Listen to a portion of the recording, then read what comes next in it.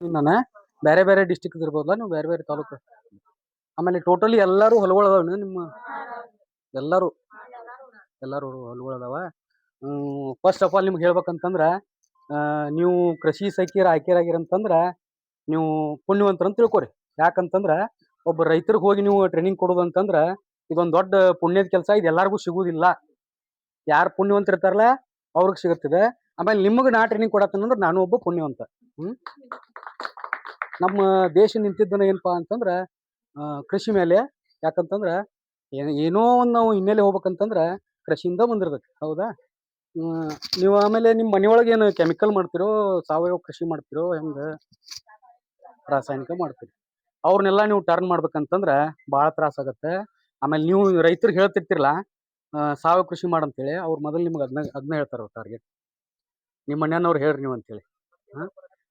ಆಮೇಲೆ ನೀವು ಏನ್ ಮಾಡೋದಂದ್ರೆ ಸಣ್ಣ ಸಣ್ಣ ಪ್ರಯೋಗಗಳು ನಿಮ್ಮ ಮನ್ಯಾನವ್ರ ಜೊತೆ ಕೂಡಿ, ಅವ್ರು ರಾಸಾಯನಿಕ ಅದನ್ನ ಮಾಡ್ತಿರ್ತಾರೆ. ಅದ್ರ ಜೊತೆ ನೀವೇನ್ ಮಾಡೋದು ಅಂತಂದ್ರೆ ನಿಮ್ಮಲ್ಲಿ ಯಾವ ಸಿಗ್ತಾವಲ್ಲ, ಈಗ ದನಗಳಿದ್ವು ಅಂತಂದ್ರೆ ಎರೆಹುಳ ಗೊಬ್ಬರ ರೆಡಿ ಮಾಡ್ಕೋಬೇಕು. ಆಮೇಲೆ ಜವಾರಿ ಆಕಳ ಇತ್ತಂತಂದ್ರೆ ಅದರಿಂದ ಜೀವಾಮೃತ ಗೊತ್ತಿರ್ಬೇಕಲ್ಲ ನಿಮಗೆ, ಗೋಕೃಪಾಮೃತ, ಇವನ್ನೆಲ್ಲ ಕಲ್ಚರ್ ರೆಡಿ ಮಾಡ್ಬೇಕು. ನಾನು ಆಕ್ಚುಲಿ ನಮ್ದು ಜವಾರಿ ಆಕಳ ಇಲ್ಲ, ಆದ್ರೂ ನಾನು ಸಾವಯವ ಕೃಷಿ ಮಾಡ್ತೀನಿ. ಆಮೇಲೆ ಕೆಲವೊಬ್ರು ಅಂತಿರ್ತಾರೆ ಜವಾರಿ ಆಕಳ ಇಲ್ಲ ಅಂತಂದ್ರ ನಾವು ಸಾವಯವ ಕೃಷಿ ಮಾಡಕ್ ಬರಲ್ಲ ಅಂತ ಹೇಳ್ತಿರ್ತಾರೆ. ಅದು ತಪ್ಪು ಕಲ್ಪನೆ. ಅದು ಮಾಡೋ ಇದ್ದಂತಂದ್ರ ಎಲ್ಲಿ ಹುಡುಕ್ಯಾಡ್ರು ದೇವ್ರು ಸಿಗ್ತಾನಂತಾರಲ್ಲ, ಹುಡುಕ್ಯಾಡ್ರ ದೇವ್ರ ಸಿಗ್ತಾನಲ್ಲ.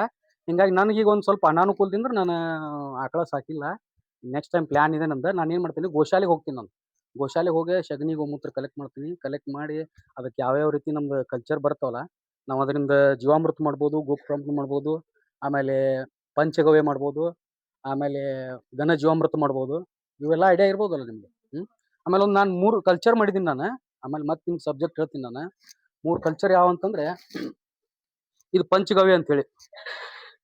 ಪಂಚಗವ್ಯ ಇದೇನಿದೆ ಅಂತಂದ್ರೆ ಜವಾರಿ ಆಕಳು ಸಗಣಿನೇ ಬೇಕು ಇದಕ್ಕೆ, ಜವಾರಿ ಆಕಳು ಗೋಮೂತ್ರ ಬೇಕು, ಜವಾರಿ ಆಕಳು ಹಾಲು ಬೇಕು, ಆಮೇಲೆ ಜವಾರಿ ಆಕಳು ಮೊಸರು ಬೇಕು, ಆಮೇಲೆ 2 kg ಆರ್ಗ್ಯಾನಿಕ್ ಬೆಲ್ಲ ಬೇಕು, ಆಮೇಲೆ 2 ಲೀಟರ್ ಗೋಮೂತ್ರ ಬೇಕು, ಆಮೇಲೆ 1 ಡಜನ್ ಬಾಳೆಹಣ್ಣು ಬೇಕು, ಆಮೇಲೆ 10 ಎಳ್ನೀರು ಬೇಕು. ಇದೇನಿದೆ ಅಂದ್ರೆ ದೊಡ್ಡ ಕಲ್ಚರ್ ಇದು. ರೈತರಿಗೆ ಏನಾಗುತ್ತೆ ಒಂದು ಸ್ವಲ್ಪ ಕಷ್ಟ ಆಗುತ್ತೆ, ಅಂದ್ರೆ ಹೆವಿ ಆಗುತ್ತೆ. ಇದು ಹೆವಿ ಆಗುತ್ತೆ ಅಂದ್ರೆ ಇದ್ರ ಆಕಳ ತುಪ್ಪ ಹೆಂಗಿದೆ ಗೊತ್ತಿದೆ ನಿಮ್ಗೆ? ಏನಾದ್ರು ಹೆಂಗ್ ಕೆಜಿ ಇದೆ? 2000. ಮತ್ತೆ 900. ಮತ್ತೆ ಒಂದು ಟಾರ್ಗೆಟ್ 1200 ರೂಪಾಯಿ ಇದೆ. 1200 ರೂಪಾಯಿ ಜವಾರಿ ಆಕಳ ನೀವು ತೊಗೊಂಡ್ಬಂದು, ಜವಾರಿ ಆಕಳ ತುಪ್ಪ ತೊಗೊಂಡ್ಬಂದು ಸಗಣಿಯಲ್ಲಿ ಹಾಕ್ಬೇಕು. ಅದನ್ನ 10 kg ಸಗಣಿಯಲ್ಲಿ ಹಿಟ್ಟು ನಾದ್ತಿರಲ್ಲ ಆ ರೀತಿ 3 ದಿನ ನಾದ್ಬೇಕು. ಫಸ್ಟ್ ನಿಮ್ಮ ಮನೇಲಿ ಬೈತಾರೆ ನಿಮ್ಗೆ. ನಾನು ಬೇದಿದಾರೆ ನಮ್ಮ ಮನೆಗೆ. ನಮ್ಮ ತಾಯಿ ಏನು ಮಾಡಿದ್ರು ಅಂದ್ರೆ ಏನಪ್ಪಾ ನಿಂದೇನು ಹುಚ್ಚ ತೆಲಿಗಿಲಿ ಕೆಟ್ಟೈತೆ ನಿಂದಂದ್ರೆ, ಏನಿಲ್ಲಮ್ಮ ನೀ ತಗೋ ಸುಮ್ಮ ಅಂತೇಳಿ ನಾನೇನು ಮಾಡಿದ್ರೆ ಅರ್ಧ ಕಿಲೋ ನಮ್ಮ ತಾಯಿಯವ್ರು ಕೊಟ್ಟೆ. ನಾನು ತುಪ್ಪ 1200 ರೂಪಾಯಿ ಖರೀದಿ ಮಾಡಿ ಅರ್ಧ ಕಿಲೋ ನಮ್ಮ ತಾಯಿಯವ್ರು ಕೊಟ್ಟೆ. ನಮ್ಮ ಬ್ರದರ್ ನಮ್ಮ ಫಾದರ್ಗೆ ಅದು ಹೇಳ್ಬಾರ್ದು ಅಂತ ಹೇಳಿದೆ ನಾನು. ಹೇಳಿದ್ರೆ ಮತ್ತೆ ಬೈತಾರೆ ಅವರು, ನೀವೇನಪ್ಪ ತಲೆ ಹಾಪಾಗಿದ್ದೀನಿ ಅಂತೇಳಿ. 3 ದಿನ ಅದನ್ನ ಏನು ಮಾಡಿದೆ, ಅರ್ಧ ಕಿಲೋ ತುಪ್ಪನ 3 ದಿನ ನಾದೋದು. 2 ಟೈಮ್ಸ್ ಸಗಣಿಯಲ್ಲಿ ಏನು ಮಾಡೋದು ಅಂದ್ರೆ ಪೂರಾ ಮಿಕ್ಸ್ ಆಗ್ಬೇಕ್ರಿ. ಅದು ತುಪ್ಪದ ಅಂಶ ಸಗಣಿಯಲ್ಲಿ ಬರ್ಬೇಕು. ಅದು 3 ದಿನ ನಾದೆ ಇಟ್ಬಿಡುದ್ರಿ ಅದನ್ನ. 4ನೇ ದಿನ ಏನು ಮಾಡೋದು, ಸ್ವಲ್ಪ ಸೈಲೆಂಟ್ ಮಾಡ್ತೀನಿ. 4ನೇ ದಿನ ಏನು ಮಾಡೋದು ಅಂತಂದ್ರೆ ಅದರಲ್ಲಿ 2 ಲೀಟರ್ ಜವಾರಿ ಆಕಳ ಹಾಲು ಹಾಕೋದು, ತಿರುಗಿಸೋದು ಅದನ್ನು. ಆಮೇಲೆ ಒಂದು 8 ರಿಂದ 10 kg ಸಗಣಿ ರೀ, ಒಂದು ಅರ್ಧ ಕಿಲೋ, ಒಂದು ಪೌನ ಕಿಲೋ ತುಪ್ಪ ತೆಗೆದುಕೊಂಡು ಏನು ಮಾಡೋದ್ರಿ, ಗೋಮೂತ್ರ ಹಾಕೋದು. ನಾವು ಸಗಣಿ ಹಾಕೋದು, ತುಪ್ಪ ಹಾಕೋದು, ಕಲ್ಸೋದ್ರಿ ಅದನ್ನ 3 ದಿನ ನಾದೋದು.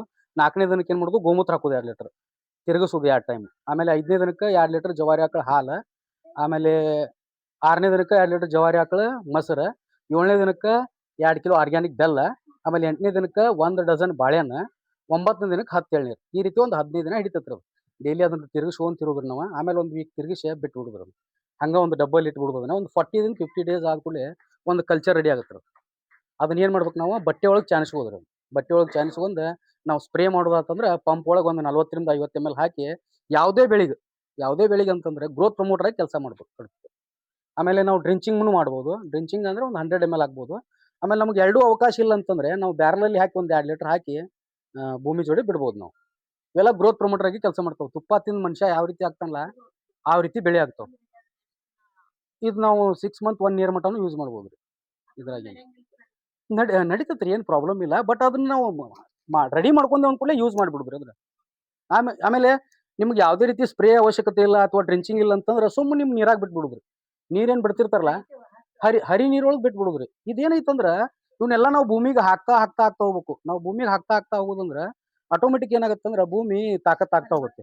ತಾಕತ್ ಆಗ್ತಾ ಹೋತಂತಂದ್ರೆ ಈಗ ಯಾವ ರೀತಿ ಮನುಷ್ಯ ರೋಗ ನಿರೋಧಕ ಶಕ್ತಿ ಜಾಸ್ತಿ ಆಯ್ತಂದ್ರ ಯಾವ್ದೋ ಒಂದು ಕಾಯಿಲೆಗಳು ಬಂದು ಅಂದ್ರು ಅವ್ನು ಡಾಕ್ಟರ್ ಹತ್ರ ಹೋಗಲ್ಲ. ಈಗ ಮೊದ್ಲು ಹಳ್ಳಿ ಮಂದಿ ಏನಿದಾರಲ್ಲ ಅವ್ರ ನನಗೇನ್ ಬಿಡಪ್ಪ 2 ದಿವಸ ಕೆಮ್ಮು ಆಗುತ್ತೆ ಆಮೇಲೆ ಕಡಿಮೆ ಆಗುತ್ತೆ ಅಂತಾರಲ್ಲ ಆ ರೀತಿ ನಮ್ಮ ಬೆಳೆಗಳು ಏನಾಗ್ಬಿಡ್ತಾವ ನಮ್ಮ ಭೂಮಿ ತಾಕತ್ ಇತ್ತಂದ್ರ ಬೆಳೆಗಳು ಆಟೋಮೆಟಿಕ್ಲಿ ಏನಾಗುತ್ತಾವ ರೋಗ ನಿರೋಧಕ ಶಕ್ತಿ ಜಾಸ್ತಿ ಆಗಿ ಅವಕ್ಕೆ ಯಾವುದೇ ರೀತಿಯಾದ ರೋಗ ಬರಂಗಿಲ್ಲ. ಆಟೋಮೆಟಿಕ್ಲಿ ನಮ್ಮ ಏನಾಯ್ತು ಬೆಳಿ ಹೆಲ್ದಿ ಆಗ್ತೈತಿ. ಆಮೇಲೆ ಇದು ಫಿಶ್ ಟಾನಿಕ್ ಅಂತ ಹೇಳಿ ಫಿಶ್ ಟಾನಿಕ್ ಇದೇನಂತಂದ್ರೆ ಇದಕ್ಕೆ ನಾವು ಆರ್ಗ್ಯಾನಿಕ್ ಯೂರಿಯಾನು ಅಂತ ಅನ್ಬೋದು ಗ್ರೋತ್ ಪ್ರಮೋಟರ್ ಅನ್ಬೋದು. ಇದು 1 ಕೆಜಿ ಮೀನಾ 1 ಕೆಜಿ ಮೀನಾ ಏನ್ ಮಾಡೋದು ಕಟ್ ಮಾಡೋದು ಸಣ್ಣಕ್ಕೆ ಕಟ್ ಮಾಡೋದು ಕಟ್ ಮಾಡಿ ಅದಕ್ಕೆ 1 ಕಿಲೋ ಆರ್ಗ್ಯಾನಿಕ್ ಬೆಲ್ಲ ಹಾಕಿ ಅದನ್ನ ಏನ್ ಮಾಡೋದು ತಿರುಗಿಸೋರು ಒಂದು 2 ದಿನ ಆಮೇಲೆ ಒಂದು 40 ದಿನ ಇಟ್ಬಿಡುದ್ರಿ. 40 ದಿನ ಇಟ್ಟರೆ ಇದೇನಾಗುತ್ತೆ ಇದೊಂದು ಕಲ್ಚರ್ ರೆಡಿ ಆಗುತ್ತೆ. ಇದು ಸೇಮ್ ಇದು ಅರಬಿಯಲ್ಲಿ ಚಾಣಿಸ್ಬೋದು. ಆಮೇಲೆ ನಾವು ಬೇಕಂದ್ರೆ ಸ್ಪ್ರೇನು ಮಾಡ್ಬೋದು ಡ್ರಿಂಚು ಮಾಡ್ಬೋದು ನೀರಾಗೂ ಬಿಡ್ಬೋದು. ಇದು ಯಾವ ಟೈಪ್ ಯೂರಿಯಾ ಕೆಲಸ ಮಾಡತ್ತಲ್ಲ ಆ ಟೈಪ್ ಕೆಲಸ ಮಾಡುತ್ತೆ. ಪಂಚಗೋ ಹೇಳ್ತೀನಿ ಒಂದು 8 ರಿಂದ 10 ಕಿಲೋ ಸೆಗಣಿ ರೀ.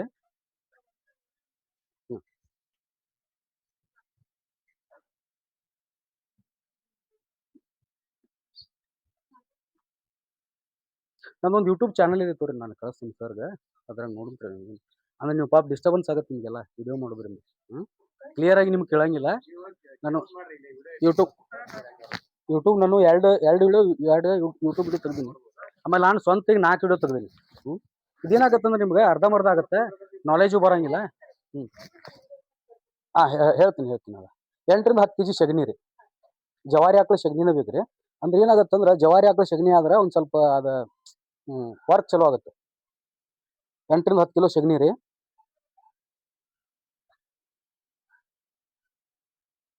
ಒಂದು ಅರ್ಧ ಕೆಜಿ ಜವಾರಿ ಆಕಳ ತುಪ್ಪ,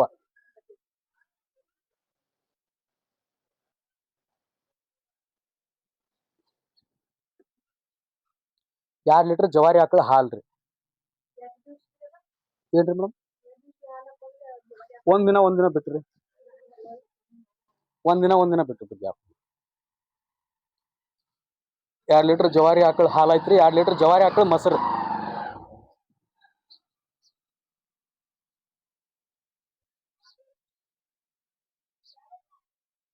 2 ಲೀಟರ್ ಗೋಮೂತ್ರ. ನಿಮ್ಗೆ ವಿಡಿಯೋದಾಗ ಎಲ್ಲ ಸಿಗತ್ರಿ. ನೀವು ಯಾಕಂದ್ರೆ ನಿಮ್ಗೆ ಏನಾಗತ್ತಂದ್ರೆ ಇಲ್ಲಿ ಕ್ಲಾಸಸ್ ನೀವು ಬರ್ಕೊಂಡ್ ಕುಂತ್ರಂದ್ರೆ ಟೈಮ್ ಸಾಲಂಗಿಲ್ಲ ಹೇಳಲಿಕ್ಕೆ. ಬೆಲ್ಲ 2 ಕಿಲೋ ಆಯ್ತ್ರಿ. ಹೇಳ್ತೀನಿ ನಾನು ಸರ್ಗೆ ಹೇಳ್ತೀನಿ ರೀ ವಾರ ಸರ್ ಅವ್ರ ಕಡೆ ನೀವು ತಗೋರಿ. ಗೋಮೂತ್ರ ಐತ್ರಿ, ಗೋಮೂತ್ರ ಆಯ್ತು, ಆಮೇಲೆ ಹಾಲು ಐತೆ, ಮೊಸರು ಐತೆ, ಆಮೇಲೆ 2 ಕಿಲೋ ಬೆಲ್ಲ ಐತೆ, 1 ಡಜನ್ ಬಾಳೆಹಣ್ಣು, 2 ಲೀಟರ್ 1 ಡಜನ್ ಬಾಳೆಹಣ್ಣು ರೀ. ಬಾಳೆಹಣ್ಣು ಸಿಪ್ಪೆ ತೆಗಿಬೇಕ್ರಿ. ಸಿಪ್ಪೆ ತೆಗೆದ ನಿಮ್ಗೆ ಅದು ವಿಡಿಯೋ ಪೂರಾ ಡೀಟೇಲ್ಸ್ ಇದೆ ಇರತ್ತೆ. ಈಗ ನಾನು ಹೇಳ್ತಾ ಇದೀನಲ್ಲ ಇದೊಂದು ಸಪ್ರೇಟ್ ಒಂದು ವಿಡಿಯೋನೇ ಇದೆ ಅದು.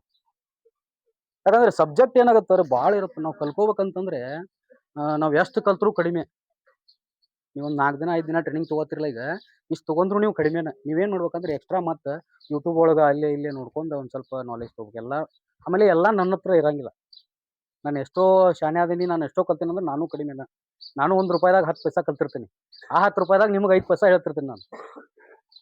ಅದಕ್ಕಾಗಿ ನಾವು ವಿಶೇಷ ನಿಮ್ಮಲ್ಲಿನೂ ನೀವು ಯಾವ ಊರಾಗ ಇರ್ತಿರಲ್ಲ ನಿಮ್ಮಲ್ಲೂ ರೈತರು ಇರ್ತಾರೆ, ನಾಲೆಜ್ ಮಂದಿ ರೈತನೂ ಇರ್ತಾರೆ.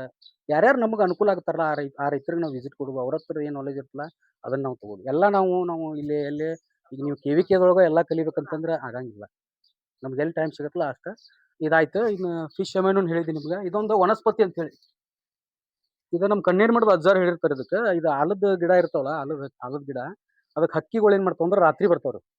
ಹತ್ತಿ ಹಣ್ಣು ಟೈಪ್ ಇರ್ತಾವ. ಅವೇನ್ ಮಾಡ್ತಾವ ಅಂದ್ರೆ ರಾತ್ರಿ ಹಕ್ಕಿಗಳು ಹಣ್ಣು ತಿಂದ ಇಕ್ಕಿ ಹಾಕಿರ್ತಾವ್ರಿ. ಅವು ಇಕ್ಕಿ ನಾವೇನ್ ಮಾಡ್ಬೇಕಂದ್ರೆ ಬೆಳಿಗ್ಗೆ ಹೋಗಿ ಕಲೆಕ್ಟ್ ಮಾಡ್ಬೇಕು. ಬೆಳಿಗ್ಗೆ ಹೋಗಿ ಕಲೆಕ್ಟ್ ಮಾಡ್ಕೊಂಡ ಅದೊಂದು ಅರ್ಧ ಕಿಲೋ ಇಕ್ಕಿ ಅದು ಅಂದ್ರೆ ಒಂದು ಅರ್ಧ ಲೀಟರ್ ನೀರು ಹಾಕಿ ಅದನ್ನ ಒಂದು 2-3 ದಿನ ತಿರುಗಿಸಿ ಅದನ್ನು ಒಂದು 40 ಡೇಸ್ ಇಟ್ಟು ಹುಡುಗ್ರು. ಅದು ಒಂದು ಗ್ರೋತ್ ಪ್ರಮೋಟರ್ ಆಗಿ ಕೆಲಸ ಮಾಡ್ತಾವ. ಎನ್ಸೈನ್ ಟೈಪ್ ಕೆಲಸ ಮಾಡ್ತಾರೆ. ಇದನ್ನ ನೀವು ಯಾರಿಗಾರ ಹೇಳಕ್ ಹೋದ್ರಂದ್ರೆ ಏನಪ್ಪಾ ಇಕ್ಕಿ ಅರ್ಸತ್ತಾರಲ್ಲ ಅಂತಾರಲ್ಲ. ಅದಕ್ಕೆ ಅದೆಲ್ಲ ನಾವು ಸಾವಯವ ಕೃಷಿ ಮಾಡ್ಬೇಕಂತಂದ್ರೆ ಯಾವುದೇ ನಮ್ಮ ಗುರಿ ಒಳಗೆ ನಾವು ಇರ್ಬೇಕು. ಯಾಕಂದ್ರೆ ಜನ ಹೆಂಗತ್ತಾರ ಅಂತೇಳಿ ನಿಮಗೂ ಈಗ ಎಷ್ಟೋ ನೀವು ಇದನ್ನ ಮಾಡತ್ತಿರ್ತಿರಲ್ಲ, ಭಾಳ ಜನ ಅಂತಿರ್ತಾರೆ ನಿಮ್ಗೆ ಅವೆಲ್ಲ ಆಗೋದಿಲ್ಲ ಕೆಲಸ, ಅವನ್ನೆಲ್ಲ ಮಾಡ್ತೀರಿ ಯಾಕೆ ಬೆಳಿ ಬರಂಗಿಲ್ಲ ಏನಿಲ್ಲ ಅಂತೇಳಿ ಅದಕ್ಕೆ ನೀವೇನ್ ಮಾಡೋದು ಅಂತಂದ್ರೆ ನೀವು ಕೆಮಿಕಲ್ ಮಾಡ್ರಿ ಅದ್ರ ಜೊತೆ ಇದನ್ನೂ ಒಂದ್ ಸ್ವಲ್ಪ ಮಾಡ್ಕೊಂತ ಹೋಗ್ರಿ ಅಂತ ಹೇಳ್ಕೊಂತ ಹೋಗುದ್ರಿ ಅವ್ರಿಗೆ. ಯಾಕಂದ್ರೆ ಈಗ ಕಬ್ಬಿಂದ ರೌಂದಿ ಅದು ಸುಡೋದ್ರಿಂದ ಎಷ್ಟ ಅನಾಹುತ ಆಗ್ತಾವ ಅಂತಂದ್ರ ಫಸ್ಟ್ ಆಫ್ ಆಲ್ ಬಾಜು ಇವ್ರು ಉರಿ ಹಚ್ಚಕ್ ಹೋಗಿ ಬಾಜುದ ಒಂದ್ ಹತ್ತಂದ್ರ ಅವಂಗೊಂದ್ 25% ಕೊಡ್ಬೇಕಾಗತ್ರಿ ಅವ್ರು. ಫ್ಯಾಕ್ಟ್ರಿದವ್ನು ಇದನ್ನ ಮಾಡ್ತಾನ. ಆಮೇಲೆ ಅದ ಏನಾಗತ್ತಂದ್ರ ನಮ್ಗೊಂದ್ 10 ಟನ್ ನಾವು ಕಬ್ಬು ಬೆಳೆದಿದ್ದು ಅಂತಂದ್ರ ಅದ್ರಾಗ 1 ಟನ್ ಮಿನಿಮಮ್ 1 ಟನ್ ರೌಂದಿ ಇರುತ್ತೆ ಅದ್ರಾಗ. 1 ಟನ್ ರೌಂದಿ ಅಂತಂದ್ರ 1,000 ಕೆಜಿ ಆತ್ರಿ ಅದು. 50 ಟನ್ ಕಬ್ಬು ಕಳ್ಸತ್ತಾರ ಅಂತಂದ್ರ 5,000 ಕೆಜಿ ರೌಂದಿನ ಸುಟ್ತಾರಿ ಅವ್ರು ₹1 ಕಡ್ಡಿ ಒಳಗ. 5,000 ಕೆಜಿ ಗೊಬ್ಬರ ಇವ್ರು ರಾಸಾಯನಿಕ ಗೊಬ್ಬರ ತರ್ಬೇಕಂದ್ರ ಗೊಬ್ಬರ ಅಂಗಡಿ ಅವಂಗ ಮೊದಲ ಅಂಗಡಿ ತೆಗ್ದಂಗ ನೋಡ್ಬೇಕು. ಆಮೇಲೆ ಅಂಗಡಿ ತೆಗಿತಾನ ಅವ್ನ್ ದುಡ್ಡು ಕೊಡ್ಬೇಕು, ಅದ ಹಮಾಲಿ ಕೊಡ್ಬೇಕು, ಆಮೇಲೆ ಗಾಡಿ ಒಳಗೆ ಹೇರ್ಕೋಬೇಕು, ಗಾಡಿ ಹಮಾಲಿ ಕೊಡ್ಬೇಕು, ಆಮೇಲೆ ಹೊಲದಾಗ ಗೊಬ್ಬರ ಒಗಿಬೇಕು, ಆಮೇಲೆ ಮರನೇ ದಿನ ನೀರ್ ಹಾಸ್ಬೇಕು. ಇಷ್ಟೆಲ್ಲಾ ಕೆಲಸಗಳು ಉಳಿತಾವ್ರಿ. ನೀವು ಯಾವ್ದೋ ರೈತರಿಗೆ ಹೋಗಿ ಎಕ್ಸಾಂಪಲ್ ಕೊಡ್ಬೋದು ಇದ್ರಿ. ರೌಂದಿ ಬಿಡುವುದರಿಂದ ಏನಾಗತ್ತಂದ್ರೆ ಆಮೇಲೆ ಏನ್ ಬರ್ತದ ಅದು ಕಂಪೋಸ್ಟ್ ಬರ್ತಾವ. ಯಾವ್ಯಾವ ಕಲ್ಚರ್ ಬರ್ತಾವ, ಆಮೇಲೆ ಇವು ಜೀವಾಮೃತ ಸಗಣಿ ಗ್ವಾಂತ ಅದು ಮಾಡಿ ನಾವು ಒಕ್ಕೊಂತ ಹೋಗ್ಬಿಟ್ಟು ಅಂತಂದ್ರೆ ನೀರಾಗ ಬಿಡ್ಕೊಂತ ಹೋದ್ವು ಅಂದ್ರೆ ಆಟೋಮೆಟಿಕ್ ಏನಾಗತ್ತದ ಡಿಕಂಪೋಸರ್ ಆಗತ್ತೆ. ಹೆಂಗಂತಂದ್ರ ಈಗ ನಾವು ಮನಿ ಊಟ ದಾಬಾ ಊಟ ಮಾಡಿದ್ವು ಅಂತಂದ್ರೆ ಏನಾಗತ್ತಂದ್ರ ಒಂದ್ ದಿವಸದ ಊಟ ಅದ ಹೊಟ್ಟಿಗೆ ಹತ್ತಂಗಿಲ್ಲ. ಆಮೇಲೆ ಏನಾಗತ್ತಂದ್ರ ಇನ್ನೊಂದ್ ಸ್ವಲ್ಪ ನಮಗ್ ಬೇಕಂತಂದ್ರ ದುಡ್ಡು ಕೊಡ್ಬೇಕು ನಾವು. ಆಮೇಲೆ ಅದು ಸರಿನೂ ಇರುದಿಲ್ಲ. ಅದ ಮನಿ ಊಟ ಆದ್ರೆ ಹೊಟ್ಟೆ ತುಂಬಾನೇ ಊಟ ಮಾಡ್ಬೋದು ನಾವು, ಎಷ್ಟು ಬೇಕಷ್ಟು ಇಸ್ಕೋಬಹುದು. ಈ ರೀತಿ ಸಾವಯವ ಕೃಷಿ ಆಮೇಲೆ ಕೆಮಿಕಲ್ ರಾಸಾಯನಿಕ ಕೃಷಿ ಬಗ್ಗೆ ವ್ಯತ್ಯಾಸ ಏನಾರ ಗೊತ್ತಿತ್ತಲ್ಲ ನಿಮ್ಗೆ? ಏನ್ ಚೇಂಜಸ್ ಕಂಡ್ರಿ ನೀವು? ಹಾ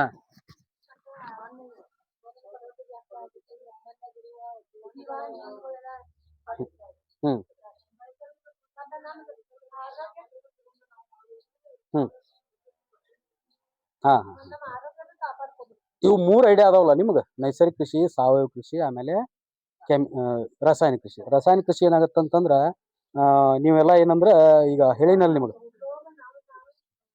ಕಿಚನ್ ಲೆಸ್. ರಾಸಾಯನಿಕ ಕೃಷಿ ಅಂದ್ರ ಕಿಚನ್ ಲೆಸ್ ಮನಿ ಇದ್ದಂಗ. ಅಂದ್ರ ನೀವು ಏನ್ ಮಾಡ್ತೀರಿ ಅಂದ್ರ ಡೈರೆಕ್ಟ್ ಪಾರ್ಸಲ್ ಊಟ ತರೋದು, ಊಟ ಮಾಡೋದು, ಪ್ಲಾಸ್ಟಿಕ್ ತಗೊಂಡು ಡಸ್ಟ್ಬಿನ್ ಹೋಗಿ ಬಿಟ್ರೆ ಮುಗಿದ ಕೆಲಸ. ಕಿಚನ್ ಲೆಸ್ ಇದ್ದಂಗ ಅದು.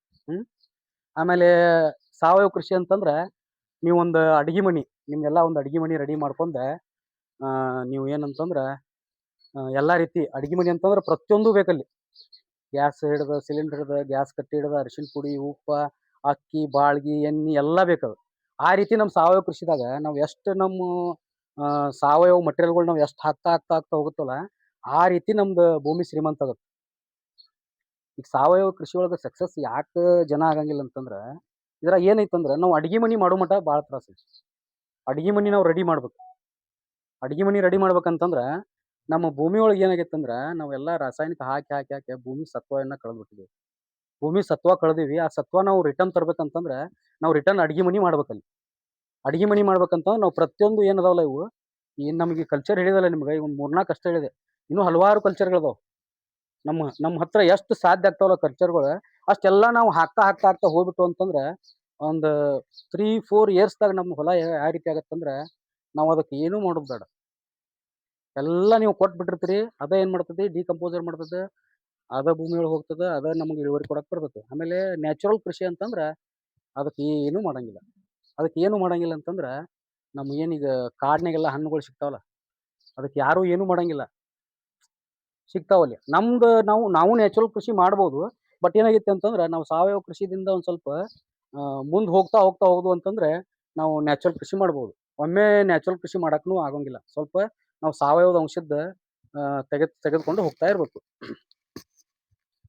ಆಮೇಲೆ ಇನ್ನೊಂದು ಭೂಮಿನ ಏನಂತಂದ್ರೆ ನಾವು ಭೂಮಿ ಎಷ್ಟು ತಾಕತ್ ಮಾಡ್ತೇವಿ, ಎಷ್ಟು ಶ್ರೀಮಂತ ಮಾಡ್ತೇವಲ್ಲ ಅದರಿಂದ ನಮ್ದು ಏನಾಗತ್ತಂದ್ರ ಬೆಳಿ ಇಂಪ್ರೂವ್ಮೆಂಟ್ ಆಗ್ತಾ ಹೋಗುತ್ತೆ. ಈಗ ಹೆಂಗಂದ್ರ ಭೂಮಿ ಹಾಗೂ ಮತ್ತು ಬೆಳಿಗೆ ನಾವು ಯಾವ ರೀತಿ ಅಂತಂದ್ರೆ ಒಂದು ತಾಯಿ ಮಗುನ ಸಂಬಂಧ ಯಾವ ರೀತಿ ಇರುತ್ತಲ್ಲ, ಒಂದು ಹಾಲು ಕುಡಿ ಮಗು ಏನಿರುತ್ತಂದ್ರ ಒಂದು 2 ಮಂತ್ಸ್ 3 ಮಂತ್ಸ್ ಇರುತ್ತೆ. ಅದಕ್ಕೆ ಏನಾಗತ್ತಂದ್ರ ಏನೋ ಜ್ವರ ಗಿರ ಬಂದು ಅಂತಂದ್ರ ಎಲ್ಲರೂ ಏನ್ ಮಾಡ್ತಾರೆ ಸಾಮಾನ್ಯವಾಗಿ ಡಾಕ್ಟರ್ ಹತ್ರ ಹೋಗ್ತಾರೆ.